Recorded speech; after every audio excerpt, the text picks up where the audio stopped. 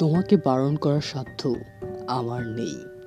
স্বয়ং ঈশ্বরও ব্যর্থ হয়েছিল ইভকে আপেল খাওয়া হতে সাবধান করেছিল। তুমি মেয়ে জাতি, ঈশ্বরের কথা অমান্য করেছ, সেখানে আমার কথা মান্য করবে, তা আমি বোকা নই যে বিশ্বাস করব।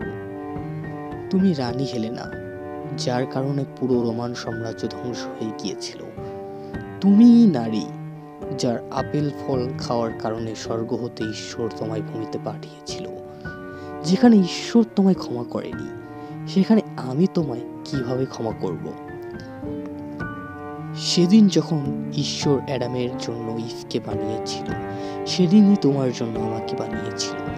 তবে অ্যাডামকে নিষেধ করেছিল আপেল ফল খেতে। সামান্য সাপের কথায় তুমি ঈশ্বরের আদেশ অমান্য করেছিলে। সেখানে আমার আদেশ মান্য করবে, তা তো কল্পনাতীত। কবিতা ইভ, কবি রুদ্র সিং।